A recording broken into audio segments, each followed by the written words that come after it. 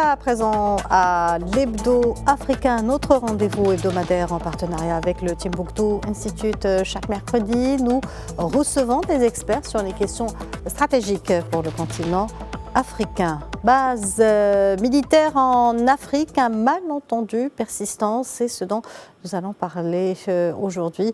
Et pour cela, nous sommes en direct avec Dr Bakary Samb, directeur régional du Timbuktu Institute. Bonjour Dr Bakary Samb, et merci d'être avec nous. Bonjour et merci de votre invitation. Alors, docteur Bakary Samb, le Timbuktu Institute vient de boucler une étude sur les perceptions locales des coopérations sécuritaires au Sahel et en Afrique de l'Ouest, au moment où le débat sur les bases militaires bat son plein avec la récente sortie du président français Emmanuel Macron, qui a suscité des réactions sur le continent. D'où vient justement ce qui semble être un malentendu que vous qualifiez de persistant? Oui, il faut dire que nous sommes à la fin d'un processus, un long processus enclenché depuis les années 80, notamment avec des manifestations, des protestations de certaines sociétés civiles dans les années 90, mais aussi dans les années 2000. Cela s'est accentué avec la présence militaire française dans le Sahel dans le cadre de la lutte contre le terrorisme, avec la fin de Barkhane au Mali, la fin aussi de la présence militaire française au Niger suite au coup d'État. Je pense que à la fin de ce processus-là, aujourd'hui, d'autres pays comme le Tchad et le Sénégal entrent aussi dans un processus de rupture par rapport à la présence de ces bases. Et cela a donné l'impression que entre Paris et ses partenaires ouest-africains, il y avait un malentendu, et ce malentendu est persistant. Et les derniers discours ne militaient pas en faveur d'une amélioration de la situation, en tout cas de la compréhension entre Paris et ses partenaires sur la question de la coopération sécuritaire et surtout de la présence des bases militaires en Afrique.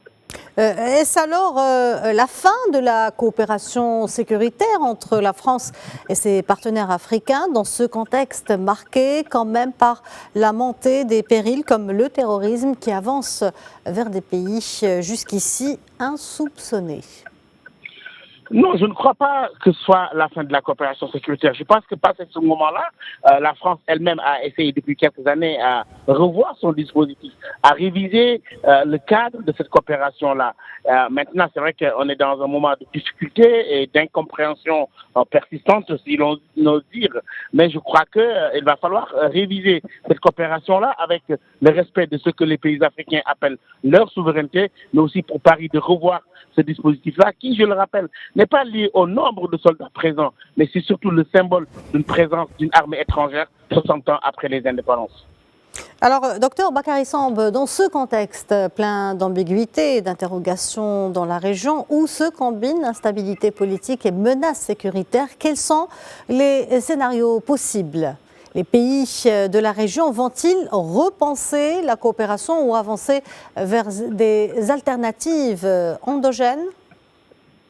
Je l'ai toujours défendu ici. Là, le fait de privatiser, en tout cas de donner la sécurité en sous-traitance à des pays étrangers n'était pas viable. C'est même contraire au principe de souveraineté et au principe de la gestion régalienne de la sécurité par les États.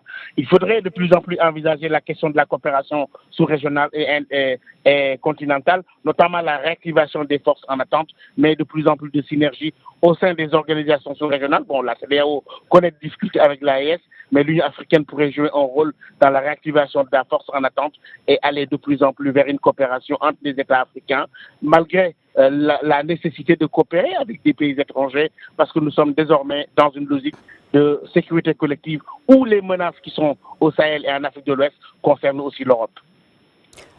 Docteur Bakary Samb, je vous remercie pour cet éclairage. Merci d'être avec nous. Je rappelle que vous êtes directeur régional du Timbuktu Institute. Merci de votre aimable invitation et bonne journée. Merci également. Voilà, c'est la fin de cette édition. Merci de l'avoir suivi. Bonne suite de programmes sur nos antennes.